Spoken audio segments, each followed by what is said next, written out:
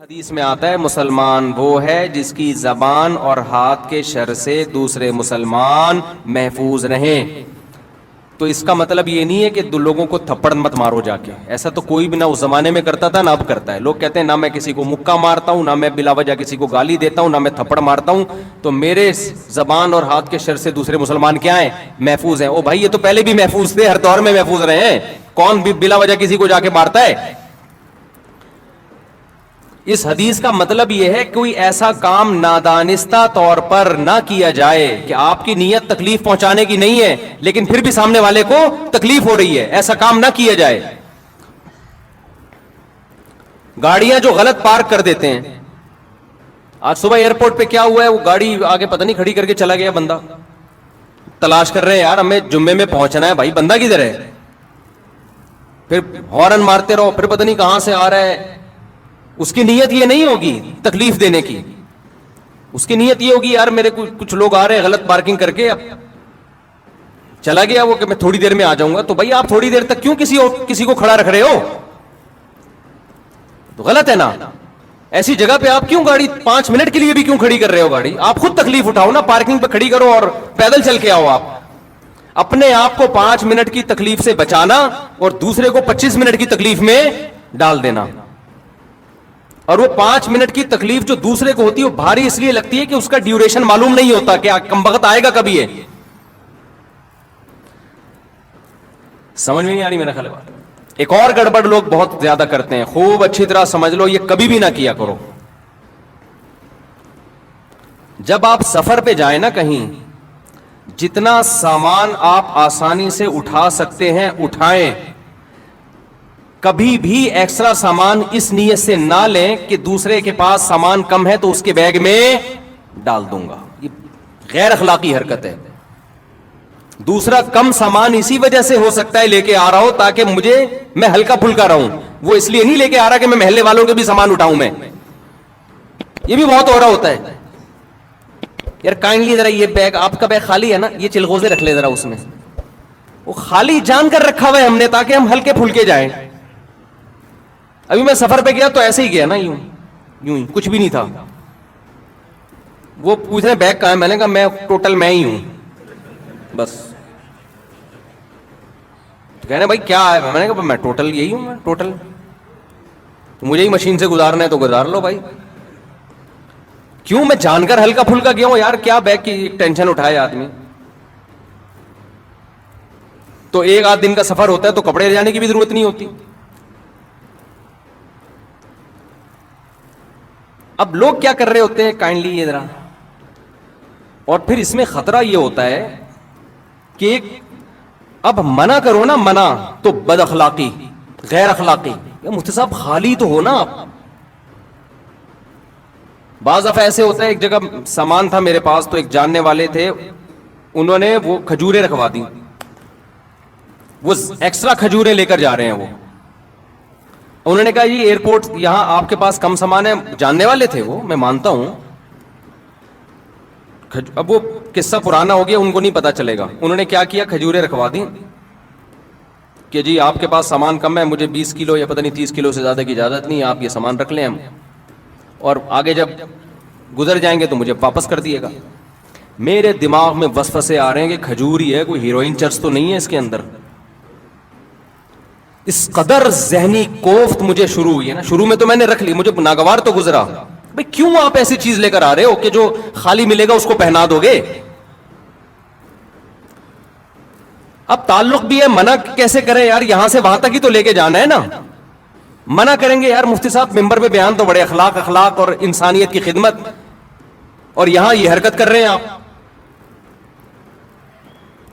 تو مجھے یہ چرس ہیروئن کی طرف تو دماغ نہیں گیا، لیکن میرا ذہن اس طرف چلا گیا کہ میں نے کہا رکھ لیتے ہیں. مجھے غصہ تو آیا لیکن میں نے رکھ لی. لیکن پھر میرے دماغ میں وسوسے آنا، چرس ہیروئن کوئی بھی غیر قانونی چیز ہو سکتی ہے. سعودی عرب سے چرس لانا تو آسان نہیں ہے، لے جانا ہی ناممکن ہے، تو لانا کہاں سے ہوگا. لیکن کچھ بھی ہو سکتا ہے. 1% بھی چانس ہو تو ٹینشن دینے کے لیے بولو کافی ہے یہ. خیر وہ پار ہوا. پھر انہوں نے مجھ سے معذرت بھی کی، میں معذرت چاہتا ہوں. میں نے کہا آپ نے معذرت تو کر لی لیکن یہ حرکت ٹھیک نہیں ہے. بالکل غلط حرکت ہے یہ. معذرت کیا, سوری کرنے سے تھپڑ مارو پھر بولو سوری. تبلیغ میں لوگ نکلتے ہیں, یہ دیکھا گیا ہے, یار وہ امیر صاحب آپ کا بیگ خالی ہے نا, یہ میرے چلغوزے رکھ لیں اس میں. غیر اخلاقی حرکت ہے. آپ کو پتا نہیں ہے کہ وہ دل سے رکھ رہا ہے یا وہ ٹینشن میں. بعض دفعہ بیگ میں جگہ خالی ہوتی ہے, انسان اس لیے خالی رکھتا ہے کہ وزن ہلکا ہو, وہ اس لیے تھوڑی رکھتا ہے کہ تو زیادہ لے آنا. میں ایک دفعہ بیرون ملک جا رہا ہے, ایئرپورٹ پہ جاننے والے مل گئے, کراچی ایئرپورٹ پہ, بہت پرانے تھے, قریبی تھے. انہوں نے دیکھا مفتی صاحب ہلکے پھلکے جا رہے ہیں نا, ان کو اچھا نہیں لگا بالکل. میں انہوں نے کیا کیا, کچھ چیزیں, میں وہ چیزیں بتاؤں گا تو وہ سمجھ جائیں گے میری بات ہو رہی ہے نا. وہ چیزیں نکال کے میرے بیگ میں ڈال دی, اور میری جو تلاشی شروع ہوئی ہے, اتنی لمبی تلاشی. بولے آپ کیا بزنس کر رہے ہو, کیا یہ ایکسپورٹ کر رہے ہو, کیا کر رہے ہو, یہ تو بزنس کا مال لگ رہا ہے. گھنٹہ لگ گیا میرا ایئرپورٹ پہ. میں گزرا ہوں, پھر جا کے انہوں نے وہ سامان واپس لیا. کہا میں نے کچھ بھی نہیں ان کو, لیکن آپ بزنس کر رہے ہو تو اپنا بوجھ خود تو اٹھاؤ نا کم از کم. تو کبھی بھی یہ حرکت نہیں کرنی چاہیے کہ آپ سفر میں ہو, آپ دیکھ رہے ہو دوسرے کے ہاتھ خالی ہے تو اپنا آدھا بوجھ اس پہ ڈال دو. ہاتھ خالی ہے تو اس لیے کہ وہ تاکہ میں ہلکا پھلکا سفر کروں میں. تو یہ بھی اس حدیث میں داخل. ہاں وہ خود آپ سے مانگ لے, خود مانگ لے, یار آپ کے پاس 2 بیگ ہیں, آپ ایک بیگ مجھے پکڑا دیں. اور ایک دفعہ میں نہیں, 2 ایک اوپر سے. بعد مروت میں آدمی کہہ رہا ہوتا ہے, جیسے مہمان آئے تو کھانا کھائیں گے, وہ کہ ہاں کھاؤں گا, لے بھائی پھنس گئے. تو ہوتا ہی ہے, تو اخلاقاً پوچھ لیتا ہے, یقین ہو جائے کہ سچی مچی کا پوچھ رہا ہے. مجھے بھی مسقط بلایا نا جن لوگوں نے, ریٹرن ٹکٹ دیا آنے جانے کا, وہ نہیں جس شادی میں گیا جس کا بڑا 1 مہینے سے کہہ رہے تھے مجھے. اب چونکہ میں اپنے خرچے پہ نہیں جا رہا تھا, ان کے خرچے پہ, پہلی دفعہ میں نے ہاں نہیں کیا ہے. بعض دفعہ مروت میں انسان پوچھ لیتا ہے, مجھ صاحب آپ کو بلا رہے ہیں, آپ آ رہے ہیں, ہاں جی آ رہا ہوں میں, بھیج دو ٹکٹ. 1 مہینے تک مسلسل میسج بھیجتے رہے. پھر مجھے یقین ہوا کہ بھائی واقعی یہ سچی مچی میں ہی چاہ رہے ہیں. پھر میں نے اوکے کیا, ہاں بھی ٹھیک ہے. بعض دفعہ انسان رشتے داروں کو, دوستوں کو پوچھ لیتا ہے, کہ نہیں پوچھا تو بعد میں بولیں گے یار سب کو بلایا, مجھے کیوں نہیں بلایا. تو اس چکر میں پوچھ لیتا ہے, آپ تیار بیٹھے تھے, آپ نے کہا ہاں قبول ہے. تو ایسا نہیں ہوتا. ایسا کرو گے تو کوئی بھی, تو مہمان کو جب بھی کوئی میزبان پوچھے نا, تو مہمان کو فوراً ہاں جی کھانا ہے. بھائی ویسے ہی پوچھ رہا ہوگا, 2-3 دفعہ پوچھے تسلی سے, پھر آپ بولو کہ ہاں کھانا ہے میں نے, ورنہ چپ بیٹھے رہو. یہ بھی نہیں کہو کہ نہیں کھانا, جھوٹ نہیں بولو. تو اب جو میں اصل بات کر رہا ہوں نا, اسی میں ایک بات یہ بھی ہے. تو یہ بات تو پتہ چل گئی نا, کوئی ایسا عمل جس سے دوسرے کو تکلیف ہو. واش روم میں جا کے بیٹھ گئے, چونکہ کرایہ نہیں دینا پڑ رہا, بیٹھے ہوئے, اور باہر رش بھی نہیں ہے, تو بھائی جب آپ گئے تھے ہو سکتا ہے اس وقت رش نہ ہو, بعد میں کوئی بندہ آ گیا ہو, بیٹھے ہوئے. واش روم میں صحیح طرح سے صفائی نہیں کی آپ نے. اب یہ باتیں تو ممبر پہ کیا آپ سمجھائے آدمی, یہ تو بچوں کے سکھانے کی چیزیں. پبلک ٹوائلٹ میں سفر کے دوران بہت جانا ہوتا ہے نا انسان کا, تو بعض رپورٹیں اچھی نہیں ہوتی, ٹھیک ہے نا, اس کو اچھی رپورٹیں نہیں ہوتی. تو یہ تمام چیزیں, اسی میں ایک بات خوب اچھی طرح سمجھ لیں, جب بھی کوئی مہمان آئے نا, مہمان سے 1 دفعہ کھانے کا پوچھو, 2 دفعہ, 3 دفعہ, 4تھی دفعہ مت پوچھو, وہ مصیبت میں آئے گا. میرے ساتھ ایسا اتنا زیادہ ہونے لگا ہے کہ اب میں ڈپریشن میں جانے لگا ہوں, اب میں غصہ کرنے لگا ہوں لوگوں پہ. اب کہیں بیان کے لیے گئے, یہاں سے نکل کے ادھر گئے, حضرت مفتی صاحب چائے پئیں. بھائی چائے پی لی ہے میں نے, نہیں یار ہمارے گھر آپ آئیں اور کچھ کھائے بغیر چلے جائیں, یہ کیسے ہو سکتا ہے. بھائی میں نہیں کھا سکتا, میں اللہ کی قسم نہیں کر, تھوڑا سا تو رکھنا, 6 سموسے لا کے رکھ دیے. ہم نے کیا کیا, ایک نوالا, پورا تو ختم کریں نا, پورا تو ختم کریں نا, 1 سموسہ پیل دیا ہم نے وہاں بیٹھے بیٹھے. اب چونکہ آگے بھی ملاقات ہے, وہ بھی بہت اہم شخصیت ہیں, ان سے بھی ملنا ہے, ادھر گئے. مفتی صاحب یہ بتائیں کھانا چلے گا یا شربت چلے گا. بھائی کچھ بھی نہیں چلے گا, اگر کچھ اور چلا تو میں نہیں چلوں گا, پھر میں چلنے کے قابل نہیں. مفتی صاحب دیکھیں یہ تو ہو نہیں سکتا, آپ ہمارے گھر آئے ہیں اور کھائے پیے بغیر چلے. یار نہیں کھا یہ میں آپ کو حقیقت بتا رہا ہوں, اور یہ صرف میرے ساتھ نہیں, بہت سے لوگوں کے ساتھ اور بھی ہو رہا ہوگا. تو میں اپنی کوئی پرسنل چیزیں شیئر کرنا ممبر میں مقصد نہیں ہے, بتانا مقصد ہے مثال سے کہ تکلیف کس طرح سے لوگوں کو ہوتی ہے. نہیں مفتی صاحب, کائنڈلی مفتی صاحب, پلیز مفتی صاحب, یہ کیسے ہو سکتا ہے؟ آپ آئے, آپ کی وجہ سے ہمارے گھر میں 4 شادیوں کے پھڈے ہوئے ہیں, آپ کی وجہ سے ہمارے گھر میں یہ ہوا ہے, آپ کیسے کھائے پیے بغیر چلے جا سکتے؟ کائنڈلی دل میں یہ بھی ہوتا ہے بعض لوگوں کے. پھر لڈو کھا لیں, تھوڑا سا لڈو کھا لیں, میری خاطر لڈو کھا لیں. میں تو لڈو ویسے ہی نہیں کھاتا بھائی, نہ مٹھائی کو مجھے عادت ہی نہیں ہے. ان کی محبت میں ایک لڈو کھا لیا, کھلا 2 رہے تھے, ایک میں برداشت کر لیا ہم نے, بس جنگ ہو جائے گی. ایک سموسا ہو گیا اور ایک کیا ہو گیا؟ لڈو. اور پہلے کھانا وہ ہو گیا نا, اس کے ساتھ ایک سموسا اور ایک لڈو, آگے چلو. اب مجھے نا, میں دوستوں سے کہہ رہا ہوتا ہوں اب یہ کھلائے گا بھائی, میں ڈپریشن میں آ رہا ہوں نا, کیونکہ میں 1 مہینہ میں نے پیٹ کا علاج کیا ہے اسپیشلسٹ سے. میرا پیٹ کی ایسی کی تیسی ہو گئی تھی, مرنے لگا تھا میں. گن پوائنٹ پہ جو کھلا رہے ہیں نا, 1 لڈو, 1 سموسا, 2 چائے, 1 لسی, 1 جوس. جب سفر میں آدمی ہوتا ہے تو 20 لوگوں سے مل رہا ہے, پوری مٹھائی کی دکان بن گیا تھا میں. تو پیٹ کی ایسی شدید بیماری ہوئی مجھے. پھر یہاں دعوت, بھائی آج ہمارے گھر مہمان آ رہے ہیں, مفتی صاحب ضرور آئیں. اور وہ غریبی لوگ ہوتے ہیں, بھائی میں نہیں آ سکتا, آپ رات کو 11:30 12 بجے آپ کھانا کھاؤ گے, میں سوؤں گا کس وقت؟ نہیں, آپ کو تھوڑا سا تو چکھنا پڑے گا. نہیں, یہ نہیں, کھا لیا مفتی صاحب نے. تو میں 1 مہینہ پیٹ کا ایسا مریض رہا ہوں کہ تڑپتا تھا میں. اور یہ وہ کھانے نہیں ہے جو اپنے شوق سے کھائے ہیں, یہ پبلک کو خوش کرنے کے لیے کھائے ہیں. بھگت کون رہا ہے؟ بھگت ہم رہے ہیں. اور جنہوں نے بلایا تھا نا کائنڈلی, وہ ہاسپٹل لے جانے کے لیے بھی تیار نہیں ہے, فون اٹھانے کے لیے بھی تیار نہیں ہے کہ دیکھ کیا ہو رہا ہے میرے ساتھ. وہ کہہ رہے ہیں کہ لڈو ہی تو ہے. ہاسپٹل ایڈمٹ ہوا, ڈریپیں لگی ہیں, پھر حکیموں سے علاج کرایا کہ بھائی کیا ہو گیا پیٹ کو. مجھے تو پتا تھا کیا ہو گیا ہے, ڈاکٹر کی سمجھ میں نہیں آ رہا تھا. پھر 1 مہینہ کورس کیا دواؤں کا, اس کے بعد جا کے پیٹ کیا ہوا؟ سیٹ. اب پھر سفر کرو, پھر وہی سیٹنگ. رات بھی یہی ہوا ہے میرے ساتھ. کھانا کھا لیا میں نے تمیز سے, بس بھائی بس, نہیں یہ تو ہوگا, نہیں میں نہیں کھاؤں گا بھائی, میں نہیں کھا سکتا. آگے جی اب ایک اور چیز کھلائی, وہ کیا کھلائی وہ میں بتاؤں گا, وہ سمجھ جائیں گے میری بات ہو رہی ہے. میں نے کہا, پھر میں نے ایک حربہ استعمال کیا. میں نے کہا یار کبھی بھی جاؤ نا کسی سے ملنے, بولو پیک کرا دو, پیک کر دو. اور پیک کرتے ہی کسی کو پکڑا دیا, بھائی تو کھا لے, یہ میں وہ کھاؤں گا جو میں چاہوں گا. تو تمہارا باپ تو میرا باپ نہیں ہے جو تو مجھے کھلائے گا. ایسے تو ہماری ماں نے ہم کو نہیں کھلایا یار اس طریقے سے, وہ بھی تھوڑا ہماری مرضی کا خیال کرتی تھی. ڈاکٹر ساری دنیا کے متفق ہیں کہ اگر آپ دوسرے کی مرضی کا کھاؤ گے نا, تباہ و برباد ہو جاؤ گے. صحت اسی کی اچھی ہوگی جو خود فیصلہ کرے گا کہ میں نے کیا کھانا ہے, کس ٹائم پہ کھانا ہے اور کتنا کھانا ہے. جس کی کبھی کبھی کوئی ریلیشن ہو نا, تو وہ تو چلو بدپرہیزی کرے. ایک طرف ہم یوٹیوب پہ ڈاکٹروں کی تحقیقات دیکھ رہے ہوتے ہیں, میٹھا صحت کے لیے نقصان دہ, بلڈ پریشر اور یہ اور فیٹی لیور اور فلانا لیور. تو اس پہ آدمی کو ایک موٹیویشن ملتی ہے, بھائی اب مفتی صاحب پراٹھے چھوڑ دو بیٹا, پراٹھے کیا کرو, بہت ہو گئے. اوپر سے پراٹھوں کے ساتھ پھر یہ چیزیں بھی ٹھوسی جا رہی ہیں.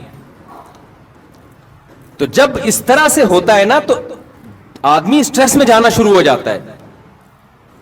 جب بہت زیادہ ہونے لگا نا میرے ساتھ, اب رات بھی ایسے ہی ہوا, تو وہ انہوں نے کھلا دیا. اس کے بعد جو پوری رات میرا حشر ہوا ہے, صبح میری فلائٹ, مجھے جانا ہے, میرا سفر ہے, پھر جمعے کا بیان ہے. تو میں نے کہا یار انہوں نے, اچھا میں نے ان سے کہا پیک کرا دو, تو انہوں نے کہا پیک بھی کر دوں گا اور ایک کھا بھی لو. یہاں ایک پیک کیا اور ایک وہاں لا کے رکھ دی. اب کھائیں نا پلیز, کھائیں نا. آپ کھا لیا ان کو خوش کرنے کے لیے, میزبان کو. اس کے بعد میری جو رات کو کنڈیشن ہوئی ہے, نہ دن میں نیند ہوئی نہ رات میں نیند ہوئی ہے, بیان 2-2 گھنٹے کے, پھر صبح.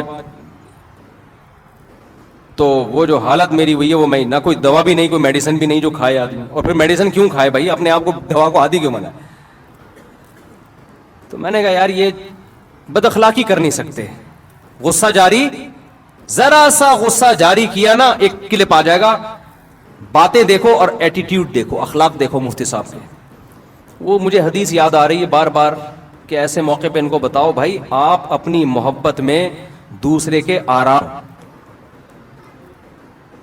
یہ وہ محبت ہے کہ اندھی کے بچہ ہوا چوم چوم کے مار دیا اس نے, ایسی محبت کا کیا فائدہ میرے بھائی. اور اب میں سوچ رہا ہوں ہمیشہ ٹفن میں اپنا کھانا ساتھ لے کے جاؤں, کیونکہ اگر ہم نے یہ مرغ و مسلم اسی طرح شروع کر دیے نا, جا رہے ہیں تو وہاں یہ کھا رہے ہیں ادھر وہ کھا رہے ہیں, تو ہم تو گئے. ایک دن آئے گا میں یہاں بیٹھا ہوں گا, یہ مفتی صاحب بیٹھے ہوئے گول, یہ توند ہوگی اور ادھر سے لمبائی چوڑائی برابر, مفتی طارق مسعود اسکوائر. تو ایسے ایسے چیزیں بناواؤں گا میں.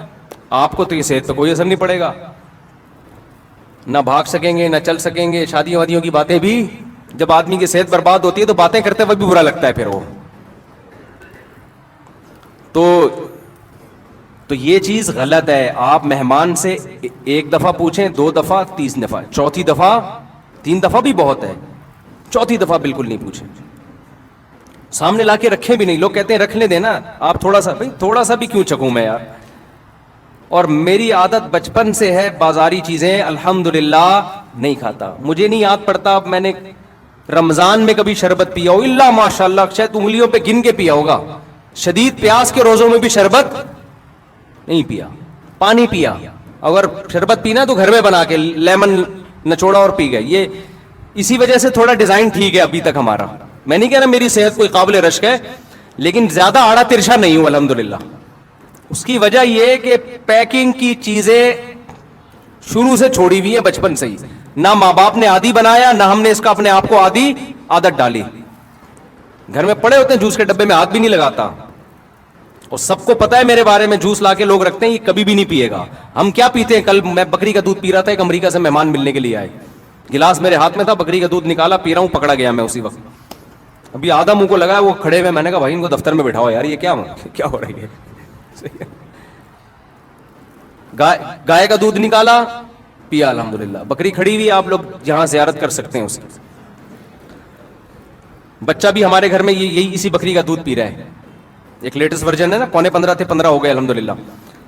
تو جو 15واں آیا نا مارکیٹ میں, ایک چائلڈ اسپیشلسٹ ہے, اس نے کہا ہے کہ ماں کے دودھ کے علاوہ بھی اگر کوئی دودھ پلانا ہے تو بکری کے دودھ کے علاوہ کسی اور چیز کے بچے کو قریب بھی پٹکنے نہ دیں. چائلڈ اسپیشلسٹ لیڈی ڈاکٹر, بڑی خاندانی ڈاکٹر ہے, اس نے کہا ڈبے کے تو قریب بھی نہ جانے دو بچے کو. سمجھتے نہیں ہو میرا خیال ہے. بچے کے لیے بہترین ہے بکری کا دودھ, تو اپنے گھر میں بچے ہو نا, صحت کے لیے بکری پال لو. جب بچہ پال سکتے ہو تو بکری تو اس سے آسان ہے نا. تو میں تو کھاتا ہی نہیں بھائی. وہ اب زبردستی جوس بھی پلا رہے ہو, گلے کی ایسی کی تیسی, پیٹ کی ایسی کی تیسی, تو یہ بھی اس میں داخل ہے. المسلم من سلم المسلمون من لسانہ و یدہ. آپ اپنی محبت میں دوسرے کا بیڑا غرق بولو مت کرو. سمجھتے ہو کہ نہیں سمجھتے؟ دوسرا, جب بھی کسی کو رات کو سونے کے لیے جگہ دو تو ایسے بندے کے ساتھ جگہ دو جو خراٹے فری ہو. بہت دفعہ میزبان لوگ اکرام میں میرے ساتھ بندہ لگا دیتے ہیں کہ مفتی صاحب کے ساتھ یہ سوئے گا. وہی سو رہا ہوتا ہے, مفتی صاحب نہیں سو رہے ہوتے. حقیقت اس قسم کے عجیب عجیب سے خراٹے آ رہے ہوتے ہیں. کئی دفعہ ایسے ہوئے سفر میں, تو میں لوگوں سے کہتا ہوں یار مجھے اکیلا کمرہ دو,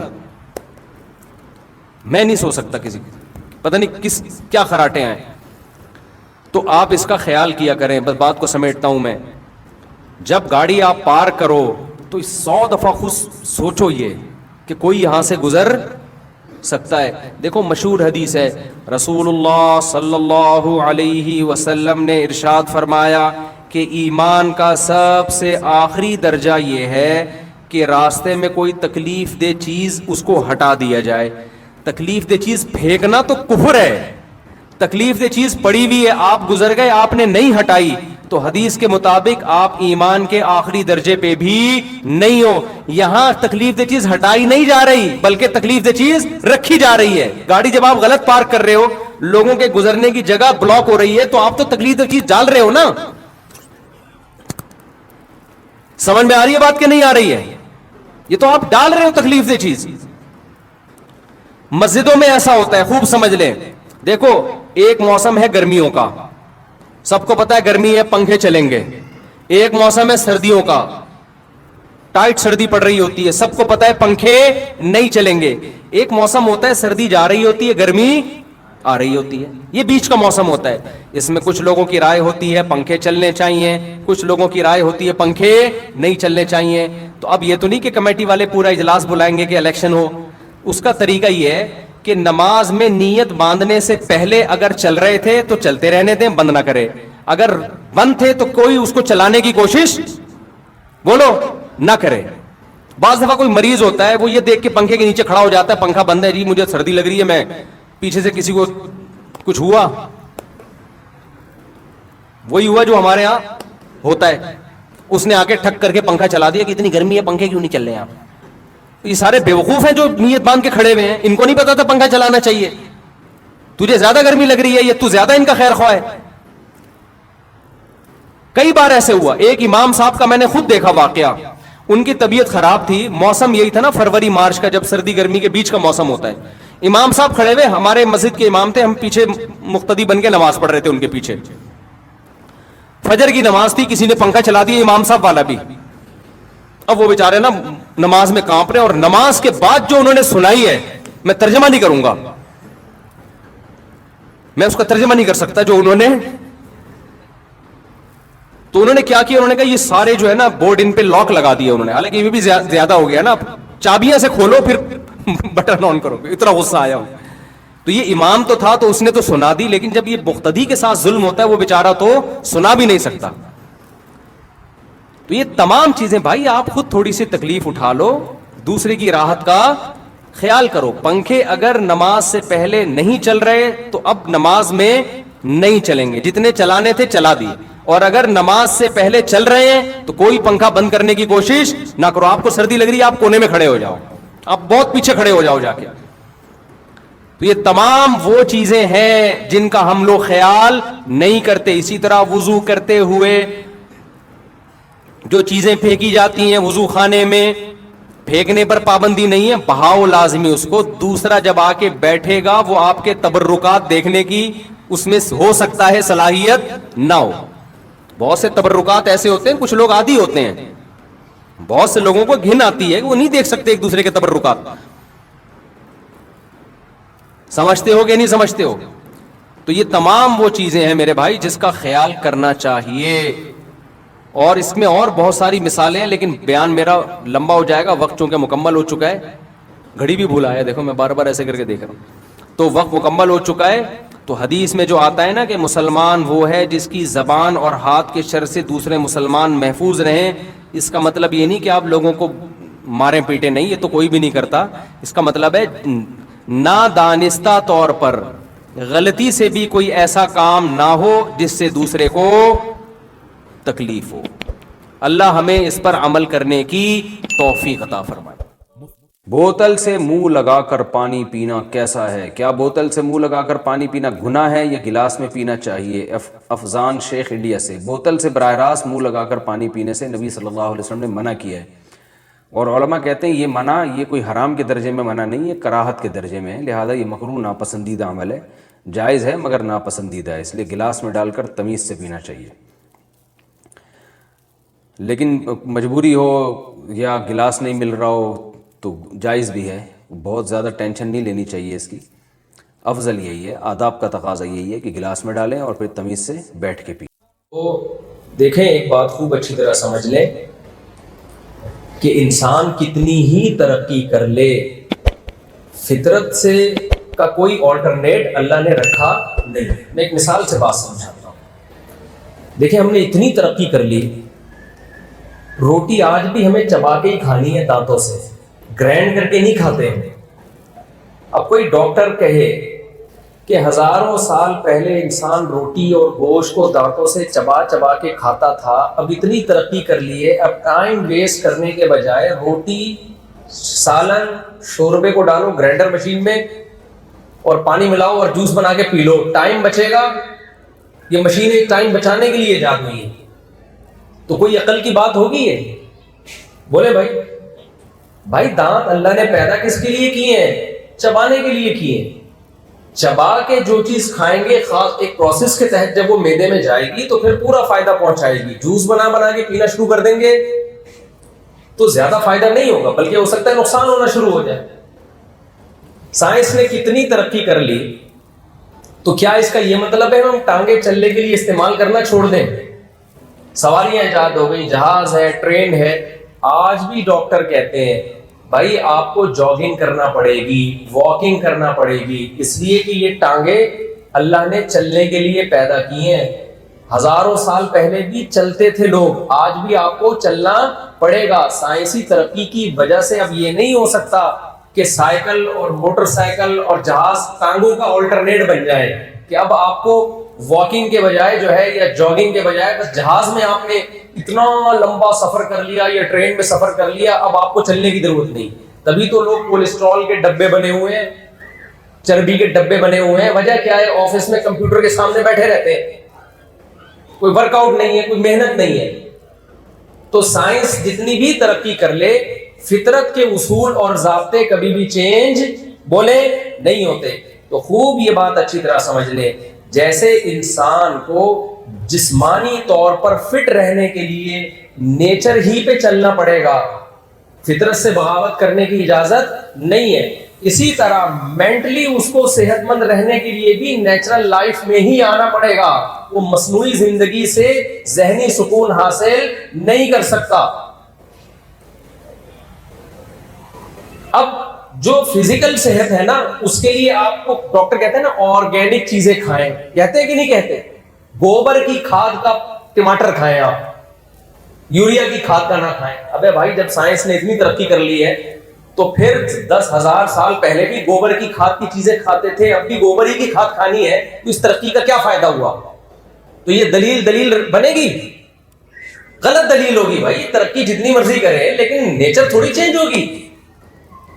تو میڈیکلی فٹ رکھنے کے لیے جیسے پہلے جو اصول تھے آج بھی وہی فزیکلی فٹنس کے لیے, تو اسی طرح مینٹلی طور پر ہیلدی لائف گزارنے کے لیے صدیوں پہلے جو اصول تھے آج بھی وہی اصول ہے. صدیوں پہلے بھی انسان کو مینٹلی ہیلتھ کے لیے بیوی بھی چاہیے تھی, بچے بھی چاہیے تھے, بہنیں بھی چاہیے تھی, بھائی بھی چاہیے تھے, ماموں بھی چاہیے تھے, چاچو بھی چاہیے تھے, کزن بھی چاہیے تھے, دوست احباب بھی چاہیے تھے.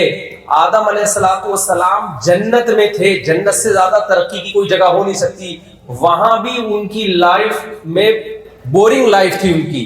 اللہ نے ان کی انٹرٹینمنٹ کے لیے اماں حوا کو, ان کی زوجہ کو پیدا کیا, پھر ان کو اولاد دی اللہ تعالیٰ نے. صدیوں سے یہی سسٹم چلا آ رہا ہے کہ آپ ایک حد تک اکیلے زندگی پہلے ماں باپ کے سائے میں ہوتے ہیں, بہن بھائیوں کے سائے میں ہوتے ہیں, پھر بالغ ہوتے ہیں, پھر آپ کا نکاح ہوتا ہے, پھر آپ کی اولاد ہوتی ہے, پھر بڑھاپے میں آپ کے پوتے نواسے ہوتے ہیں, پھر بہویں داماد ہوتی ہیں. یہ لائف اسٹائل آپ جس سے بھی چھین لیں گے نا ترقی کے جھانسے دے کر, اس کی مینٹلی ہیلتھ کی ایسی کی تیسی ہو جائے گی, چاہے وہ کتنا بڑا سائنٹسٹ کیوں نہ ہو. جاپان کے بڑے بڑے سائنسدانوں کو جا کے دیکھو ان کا بڑھاپا کیسے گزر رہا ہے.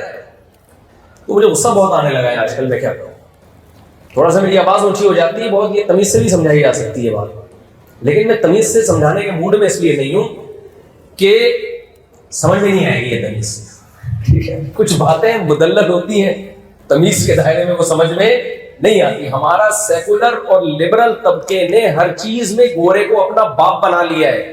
اور بھائی سائنس ٹیکنالوجی میں اس کو اپنا باپ بناؤ, وہ اس میں بڑا ایکسپرٹ ہے. تہذیب میں, اخلاقیات میں, نیچرل لائف میں, یہ پیغمبروں کا ٹاپک ہے. پیغمبر بتائیں گے فطرت کیا ہے اور فطرت سے بغاوت کیا ہے. یہ پیغمبروں کا ٹاپک ہے. یہ مذہب بتائے گا, آسمانی کتابیں بتائیں گی, یہ گورا نہیں بتائے گا. دیکھو زنا کرنا اخلاقی جرم ہے, یہ کون بتاتا ہے؟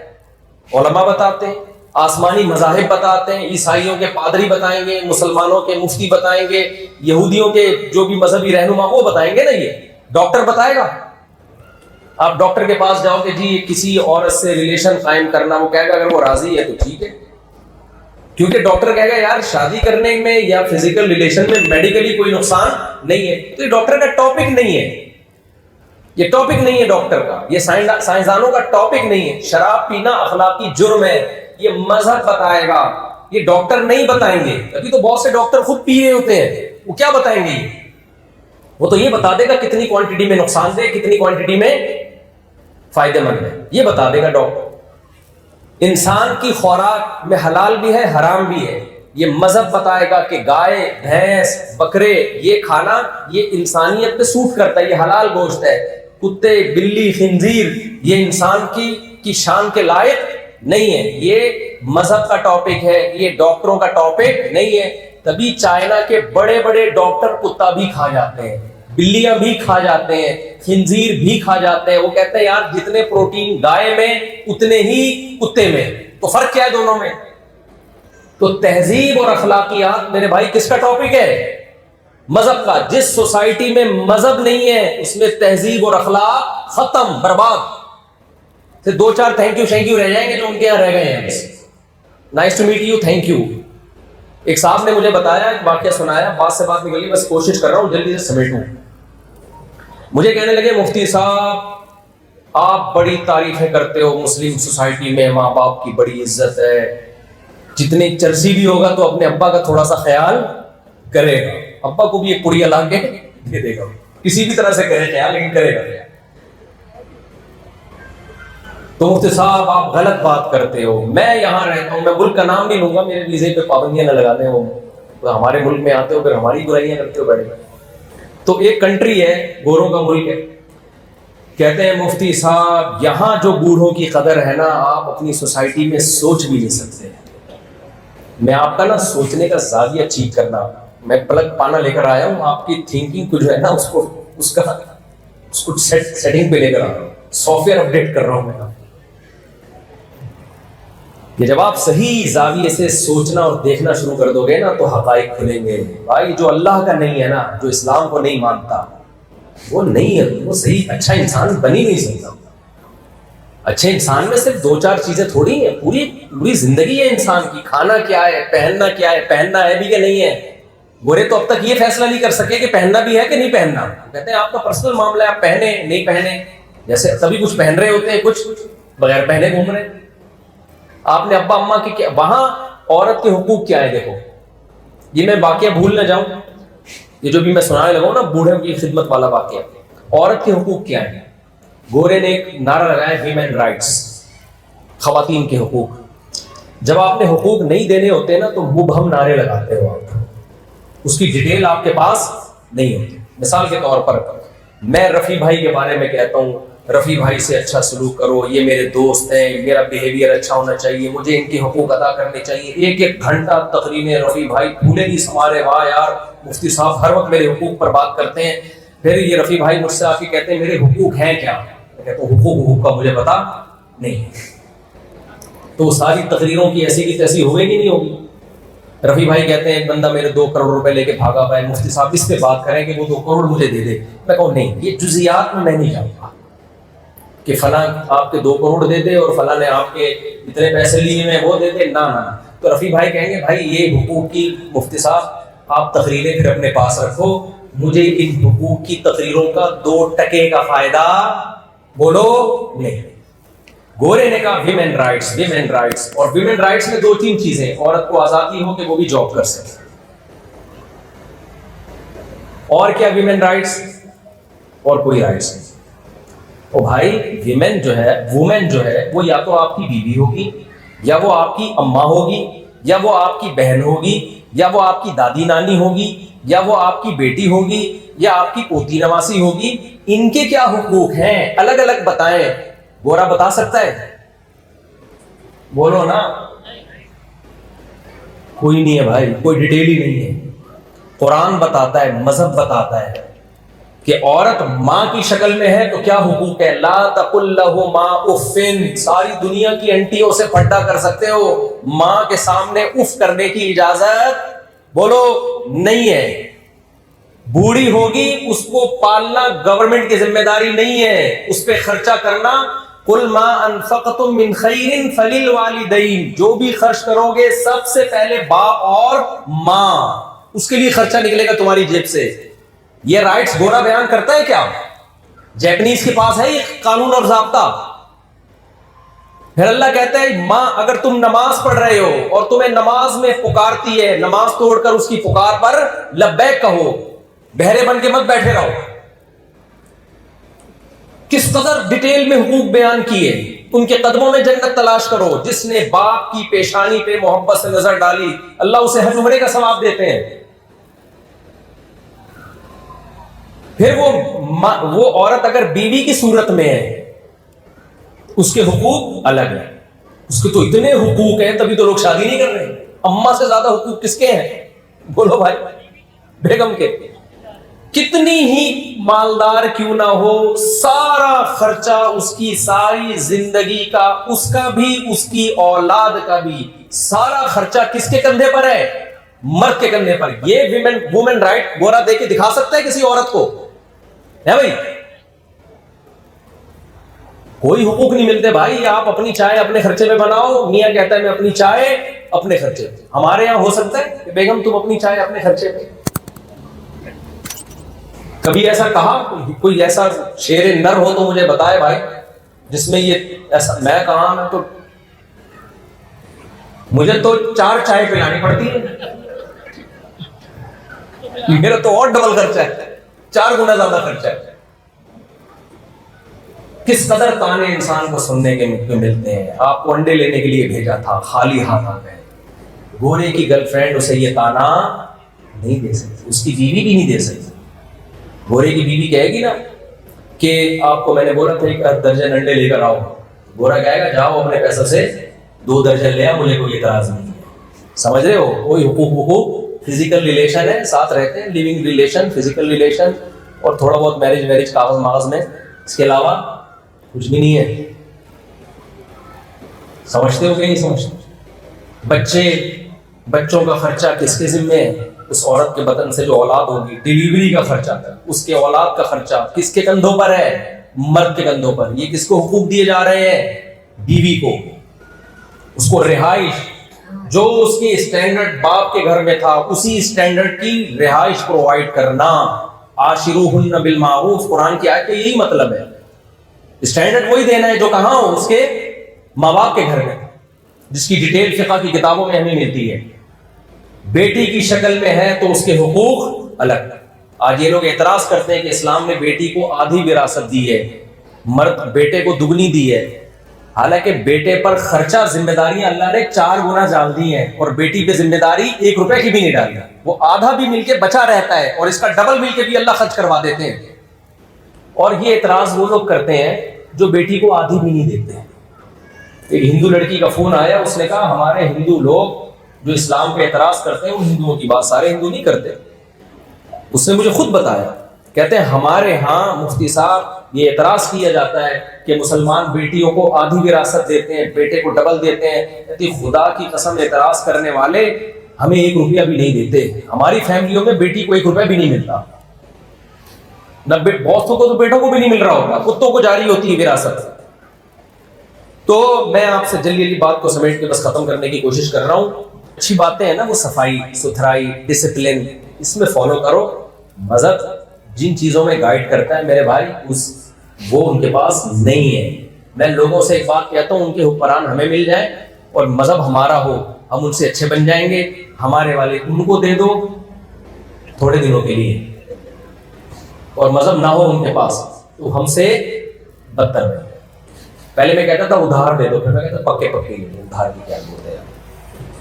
تو بعض ادھار ایسے ہوتے ہیں جو پکے دیے جاتے ہیں. تو ایک اس سوسائٹی کا باہر کا ہے اور ایک اندر کا ہے. جو ڈیپتھ میں جب آپ گہرائی میں جاؤ گے تو پتہ چلے گا بھائی اللہ اور رسول کو مانے بغیر انسان نہیں بن سکتا. تو میں وہ مثال دے رہا تھا کہ انہوں نے کہا آپ کے ہاں بوڑھوں کی کوئی قدر نہیں ہے. میں نے کہا کیسے؟ کہتے ہیں دیکھو میرے ابا بیمار تھے, وہ تھے, نام آئی ہے کینیڈا میں. کہتے ہیں دیکھو میرے ابا میں کینیڈا میں ہوتا ہوں, میرے ابا یہاں ہاسپٹل میں تھے, جنا میں یا کہیں سول ہاسپٹل میں, کوئی کیئر ویئر نہیں تھی. یہاں پاکستان میں بوڑھوں کی کوئی کیئر ویئر نہیں ہوتی, اتنے برے حالات تھے. میں نے ان کو خرچہ کر کے کینیڈا میں بلایا، آج یہاں VIP طریقے سے ان کا علاج ہو رہا ہے، اور یہاں کی نرسیں بوڑھوں کا اتنا خیال کرتی ہیں کہ مفتی صاحب بتا نہیں سکتا۔ اوہ ہٹو بچوں کے، یہاں ہے بوڑھوں کی کیئرنگ، نرس بوڑھوں کا کیا کرتی ہے خیال، اور آپ کے سول اور جنا ہاسپٹل کی نرسیں دیکھو بوڑھوں کی کیسی ایسی کی تیسی کی۔ میں نہیں کہہ رہا ایسی کی تیسی کی بھی، وہ کہہ رہے تھے ایسا نہ جن ہاسپٹل والے میرے اوپر کیس کر رہے ہیں، میں تھوڑی کہہ رہا ہوں بھائی کیس کرنا ہے ان پہ، میں تو ان کا واقعہ سنا رہا ہوں آپ کو۔ میں نے ان سے کہا، میں نے کہا ذرا تھوڑی دیر کے لیے کائنڈلی رک جائے۔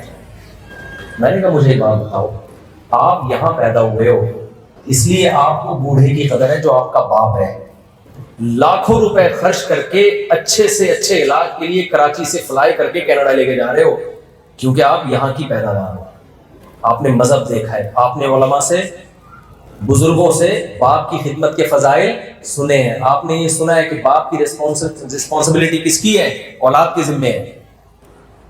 میں نے کہا یہ درس جو آپ کے ابا کی اتنی خدمت کر رہی ہے یہ لا اور قانون کی وجہ سے، سسٹم کی وجہ سے، ورنہ اگر یہ اتنی اچھی ہے تو اس کو بولو اپنے ابا کی کیوں نہیں کر لیتی؟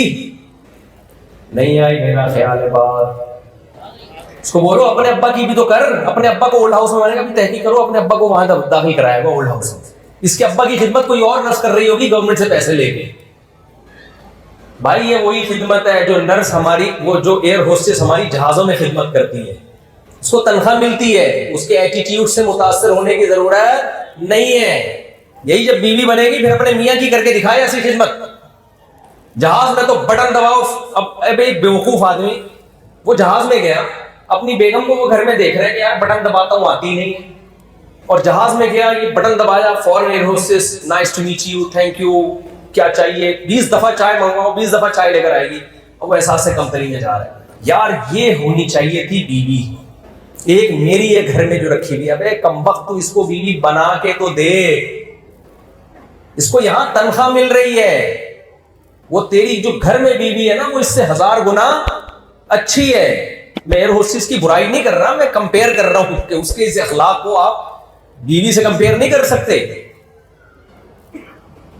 یہی جب آپ کی بیوی بن جائے گی نا پھر آپ بٹن پہ پاؤں رکھ کے کھڑے ہو جاؤ گے بھائی، بٹن کی بیٹری ختم ہو جائے گی، وہ نہیں آئے گی، وہ آپ کی والی تو شاید تھوڑی، کیونکہ وہاں اس کو تنخواہ اتنی ٹھیک ٹھاک مل رہی ہے، اس کو ٹریننگ دی گئی ہے، اس کو بولا گیا ہے جاب سے نکال دیں گے۔ ان ملکوں میں نگرانی اتنی سخت ہے کہ بوڑھے کی کیئر کرنی پڑتی ہے نرس کو، لیکن یہ ریلیشن کی بیس پہ نہیں ہو رہا۔ میں نے کہا ریلیشن کی بیس پہ اپنے باپ کی خدمت تم کر رہے ہو، 1 روپے نہیں مل رہا تمہیں اس باپ سے، کیا کر لے گا بوڑھا باپ تمہارا اگر تم نے نہ خدمت کی؟ 1 روپے نہیں مل رہا، پھر بھی لاکھوں کروڑ روپے خرچ کر کے تم اس کے علاج پہ خرچ کر رہے ہو۔ تو دیکھو جہاں مذہب نہیں ہے وہاں ریلیشن نہیں ہے، نہ اللہ سے ریلیشن نہ مخلوق کا ریلیشن، اور جہاں ریلیشن نہیں ہے وہاں انسان سکون کی زندگی نہیں گزار سکتا، کیونکہ انسان کو اللہ نے تنہا پیدا نہیں کیا، انسان اس مخلوق میں ہے جو باقاعدہ ریلیشن بنا کے رہتا ہے، اور ریلیشن میں بلڈ ریلیشن ہے جس کی ویلیو سب سے زیادہ ہے۔ تو میں بات کو بس سچی مچی میں واقعی میں سمیٹ رہا ہوں، ختم کر رہا ہوں، وہ یہ ہے کہ ہم بنے نہیں ہیں بھائی، ہمیں کسی نے بنایا ہے، تو اپنے پہلے عقیدے کو درست کریں، اور جب ہمیں بنایا ہے تو اس نے ہمیں بھیجا ہے، ہمیں جب ماں کے بطن سے نکالا تو ماں کی چھاتیوں میں اس نے دودھ پیدا کیا، پھر آسمان سے بارشیں برسائیں، فالق الحب والنوا، دانے اور گٹلی کو پھاڑ کے تناور درخت بنایا، اس نے طرح طرح کے میوہ جات پیدا کیے، اس نے چاروں موسم پیدا کیے، اس نے سردی گرمی خزاں بہار، یہ ساری نعمتیں قرآن بیان کرتا ہے۔ میں ابھی آیتوں کو حذف کر رہا ہوں تاکہ بیان زیادہ لمبا نہ ہو۔ اسی نے دودھ کی نعمت پیدا کی، اللہ کہتے ہیں ان لکم فی الانعام عبرۃ، کیسے سوکھا چارہ جانوروں کو کھلاتے ہو اور کیسے چکنا گاڑا دودھ نکالتے ہو، اس سوکھے چارے کو لیب میں لے جا کے رگڑ کے کچھ دودھ کا قطرہ نکالنے کی تو کوشش کرو، چکنائی نام کی کوئی چیز نہیں نکلے گی۔ اب سائنٹسٹ یہ تو بتا دے گا کیسے دودھ بنتا ہے، بھائی یہ تو بتا دے گا کیوں بنتا ہے، یہ کون ہے جو ہماری خدمت کر رہا ہے، یہ سائنسدانوں کا ٹاپک نہیں ہے، یہ گورے کا ٹاپک بھی نہیں ہے۔ تو اللہ بتاتا ہے میں سوکھا چارہ ان کو کھلاتا ہوں اور کیسا چکنا گاڑا دودھ تمہارے لیے نکالتا ہوں۔ تو یہ ساری سہولتیں ہمیں اللہ کی طرف سے ملی ہوئی ہیں۔ تو اللہ کہتا ہے میں نے بھی تمہیں فالتو پیدا نہیں کیا، بیکار پیدا نہیں کیا، ساری کائنات میں نے تمہارے لیے پیدا کی ہے، تمہیں ایک کام کے لیے پیدا کیا ہے کہ مجھے راضی ہے۔ وہ کام کیا ہے بھائی؟ بولتے کیوں نہیں؟ مجھے راضی. میں نے جس کو حرام کہہ دیا اس سے دور ہو جاؤ. دنیا کے ہر ملک کا قانون ہوتا ہے نا، لیگل انلیگل، ہوتا ہے کہ نہیں ہوتا؟ تو آج ایک اصطلاح ہے نا، بلیک منی وائٹ منی. آپ ٹیکس دیتے ہیں وائٹ منی، نہیں دیتے بلیک منی. اللہ کے یہاں بھی ایک بلیک منی اور وائٹ منی. اللہ کہتے ہیں ناجائز طریقے سے کمایا سارا ٹیکس میں بھی دے دو تو بھی بلیک منی ہے، یہ وائٹ نہیں ہے. سود کے ذریعے کمایا، شراب بیچ کے کمایا، ناچ گانے. ٹک ٹاک پہ لڑکیاں کیا کر رہی ہیں؟ اپنے حسن کی نمائش کر رہی ہیں دنیا میں، بے حیائی کے ذریعے پیسہ کمایا جا رہا ہے. تو ایک حدود ہے، باؤنڈری ہے، جو اللہ کو ماننے والے ہیں ان کو اس باؤنڈری کو کراس کرنے کی اجازت نہیں ہے. حلال کلو من الطیبات، پورے اسلام کا خلاصہ اللہ نے 2 لفظوں میں بیان کیا ہے. یا ایھا الرسل کلو من الطیبات، کھاؤ بھی پاکیزہ، واعملوا صالحا، عمل بھی کیسا رکھو؟ پاکیزہ. اسلام از دا نیم آف پاکیزگی. سمجھ رہے؟ کس کا نام ہے اسلام؟ کس کا نام ہے؟ پاکیزگی. نہ عمل گندا ہو، نہ عقیدہ گندا ہو، اور نہ خوراک گندی ہو. خوراک 2 طرح سے ہوتی ہے. چوری کر کے آپ، جیسے ایک آدمی نے مرغی چوری کی نا، ادھر سے ذبح کر رہا تھا الٹی طرف سے، کسی نے بولا بھائی اس سے تو حرام ہو جائے گی. کہہ رہے پہلے کون سا حلال ہے بھائی؟ چوری کی مرغی ہے نا، وہ تو یہاں سے ذبح کرو گے تو کیا رہے گی؟ کیا خیال ہے بھائی؟ تو ویسے یہیں سے چوری بھی کی ہو نا تو ذبح یہیں سے کرنا چاہیے اس کو. تو خوراک بھی کیسی ہونی چاہیے بھائی؟ جو کھاؤ وہ کیا ہے؟ پاکیزہ. تو پاکیزہ 2 طرح سے، ایک حلال مال سے کمایا ہو، نمبر 2 جیسے میں نے بتایا نا کہ زمزم بھی اگر آپ چوری کے پیسوں سے خریدو گے تو وہ آپ کے لیے حرام ہے. بہنوں کی وراثت دبا کے زمزم خرید کے کر پی رہے ہو. بہت سے لوگ جب ابا کا انتقال ہوتا ہے تو حج پہ جا رہے ہوتے ہیں، میں کھٹک جاتا ہوں پتہ نہیں کس کی پیسوں سے جا رہے ہیں. بہنوں کی ہڑپ کر جاتے ہیں، وراثت دیتے نہیں ہیں، مہر کھا گئے. تو بہت سے کھا پی کے عمرہ کرنے جا رہے ہوتے ہیں، حج کرنے جا رہے ہوتے ہیں. مسجدوں کا پیسہ جب بھی کوئی کھاتا ہے نا تو آپ دیکھنا پہلے عمرہ کرنے پہنچا ہوا ہوتے ہیں. تو یہ کیا ہے؟ زمزم بھی اگر آپ یا مدینہ کی کھجوروں بھی حرام پیسے سے کھا رہے ہو تو اللہ کی نظر میں وہ کیا ہے؟ نجس، ناپاک. تو ناپاکی کی ایک قسم یہ ہے، اس کو بھی قرآن نے حرام قرار دیا. ایک قسم یہ کہ حلال پیسوں سے کھا رہے ہو، لیکن جو جانور آپ کھا رہے ہو یا جو چیز آپ کھا رہے ہو وہ اللہ کی نظر میں اللیگل ہے. خنزیر کا گوشت کھا رہے ہو یا مردار کھا رہے ہو، جانور باقاعدہ ذبح نہیں ہوا، اللہ کا نام لے کے اس پہ گلے پہ چھری نہیں چلائی گئی، تو یہ بھی کیا ہے؟ اللہ کی نظر میں نجس. ہمیں کتے بلی کھانے کی اجازت بولو نہیں ہے. سانپ بچھو کھانے کی اجازت نہیں ہے. چائنا والے کھائیں، وہ نہیں مانتے خدا کو، وہ ان کا ہیڈ ہے.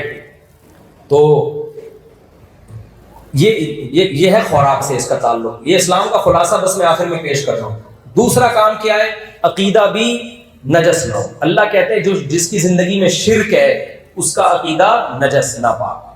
اللہ کو اس سے بہت غیرت آتی ہے کہ اپنی جیسی مخلوق کو جو کمزور اور عاجز ہے تم کیسے اس کے سامنے جھک جاتے ہو. تم آسمان کی بلندیوں سے زمین کی پستیوں میں چلے گئے، اپنے ہاتھ سے پتھر تراشا، اسی کے سامنے جھک گئے. کسی بزرگ کو مزار میں دفن کیا، وہ بھی تمہاری طرح کے انسان کھاتے پیتے اسی مزار کا طواف کر رہے ہو، اسی کے سامنے جھک رہے ہو. یہاں اکثر میں ایک واقعہ سناتا ہوں. ہمارے جاننے والوں میں ایک شخص کو فالج ہو گیا، آدھا دھڑ کام نہیں کر رہا تھا، بہت علاج کرایا، ٹھیک نہیں ہوئے. تو انہوں نے کہا مجھے کسی نے بتایا فلاں بابا کے مزار پہ جاؤ گے تو وہ ٹھیک کر دیں گے. میں نے کہا بھائی وہ جو بابا تھے، بزرگ تھے، جب وہ قبر کے اندر گئے ہیں کیوں گئے ہیں؟ کیا ان کا کوئی دھڑ کام کر رہا تھا؟ انہوں نے کہا نہیں. میں نے کہا ان کے دونوں دھڑ کام نہیں کر رہے تھے نا، تو جس کے دونوں دھڑ کام نہ کر رہے ہوں وہ اس کا دھڑ کیسے ٹھیک کر سکتے ہیں جس کا آدھا دھڑ کام نہ کر رہا ہوں؟ کیا خیال ہے بھائی؟ نہیں آئی میرا خیال ہے بات. میں نے کہا تمہارا آدھا تو پھر بھی کام کر رہا ہے، ان سے تو پھر بھی تم کیا ہو؟ وہ تمہارے پاس آتے تو کوئی لاجک بنتی کہ یار میرے دونوں کام نہیں کر رہے، تیرا آدھا کام کر رہے تو آدھا میرا ٹھیک کر دے. تم ایسے کے پاس جا رہے ہو جو تم سے بھی بڑے عاجز ہیں. تو مخلوق سب ایک جیسے عاجز ہیں. اور اسی میں روحانی عاملوں کو بھی رگڑتا ہوں. یہ جو تعویذ گھنٹے والے روحانی عامل ہیں نا، جن بھگا دیا چڑیل بگی، خواتین ہماری بیان سن رہی ہیں، اس کو غور سے سنیں.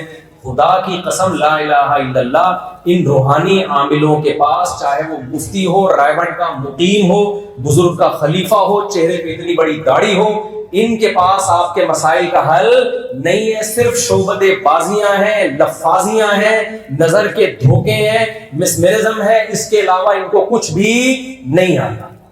جتنے روحانی عامل ہیں سب ہم نے دیکھے ہوئے ہیں, چاہے کوئی مفتی ہو, بزرگ ہو, کتنا ہی پہنچا ہو, سب جھوٹ فراڈ کے علاوہ کچھ بھی نہیں ہے. یہ بہت نالا. یہ جب خواتین زیادہ تر ان کے جالوں میں خواتین آتی ہیں, میری شوہر سے نہیں بن رہی, یہ کہے گا تمہاری جو شوہر ہے نا اس پہ تمہاری نند نے کچھ کرایا ہے, تمہاری جٹھانی نے کچھ کرایا ہے, فلاں نے اس پہ کچھ کرایا ہے, اور اس کو فلاں جگہ تعویذ رکھا ہے. سب شعبدے بازی ہیں. ان کے پاس آپ کے مسائل کا حل بولو نہیں. یہ جن چڑیل بھوت کو اپنی زندگیوں سے نکال دو ہمیشہ کے لیے. میں جنات پر ایمان رکھتا ہوں, جنات کا وجود ہے, لیکن ایسے نہیں ہے جیسے ان عاملوں نے بنایا ہے. جنات کا ہم سے کوئی لینا دینا نہیں ہے. مجھے کیوں نہیں جن کچھ کہہ رہا بھائی, اب تک اتنا میں ان کے خلاف بول رہا ہوں, عاملوں کے خلاف. کوئی ایک جن آئے ہمیں تو دھمکی دے کے جائے نا. یہ عامل لوگ کہتے ہیں ہمارے پاس اتنے جنات ہیں, اتنے موکل ہیں. او بھائی کوئی موکل کی لفظ ہی غلط ہے. کہتے ہیں ہمزاد ہوتا ہے آپ کے ساتھ. بھائی ٹوٹل آپ جو ہو وہ یہی ہو, کوئی آپ کے ساتھ کوئی دوسرا نہیں ہے. سب لفاظ ہی ہیں. اس میں خواتین نے اپنی زندگیوں کو برباد کر دیا ہے. اور جو ان کے پاس جائے گی نا جو عورت, اسی پہ جن بھی آئے گا, چڑیل بھی آئے گی, اور بھوت بھی آئے گا اسی کے اوپر. جی یہ دوبارہ ریپیٹ کر دیتا ہوں, کوئی مسئلہ ہے؟ وہ ایک آدمی کی بیوی پہ جن چڑھ گیا نا, کسی نے آگے بتایا تیری بیوی پہ جن چڑھ گیا, اس نے کہا خود ہی گھومتے گا. اس نے کہا خود ہی گھومتے گا. غلط جگہ اس نے پنگا لے لیا ہے جن نے. تو میں دوبارہ اس جملے کو ریپیٹ کرتا ہوں. کیا جملہ کہا تھا میں؟ فریکوینسی کے ساتھ چل رہا تھا. ہاں یہ خوب ذہن میں رکھیں. دیکھو جن چڑیل بھوت یہ اصل میں جن ہی ہوتے ہیں, چڑیل بھوت کچھ نہیں ہوتے, لیکن ہم پیار سے اس کو چڑیل کہہ دیتے ہیں. اگر وہ مادہ جن ہے پیار سے چڑیل کہہ دیتے ہیں, اس کو بھوت کہہ دیتے ہیں, مشترک نام ہے. تو جنات کا ایک وجود ہے. اللہ نے آگ سے ایک مخلوق بنائی جس کو ہماری نظروں سے چھپا دیا, الگ جہاں ہے اس کا. تو قرآن سے ہمیں یہ پتہ چلتا ہے کہ جو لوگ جنات کو لفٹ کراتے ہیں نا, جنات انہیں کو تنگ کرتے ہیں. تو جب آپ کو کوئی پریشانی ہو, آپ کسی روحانی عامل کے پاس چلے گئے, وہ کہہ دے گا جن ہے, تو جنات سمجھ جاتے ہیں یہ مجھے لفٹ کراتا ہے اور یہ مجھ سے ڈرتا ہے. اب جنات وہاں بسیرا کر لیتے ہیں. تو جتنا عاملوں کے پاس جاؤ گے وقتی طور پہ ٹھیک ہو جاؤ گے آپ, لیکن بیمار بھی پھر آپ ہی ہو. ایک دفعہ یہ دماغ سے نکال دو کہ آپ پہ کوئی جن یا بھوت آ سکتا ہے, یہ کسی نے جادو کیا ہے آپ کے اوپر.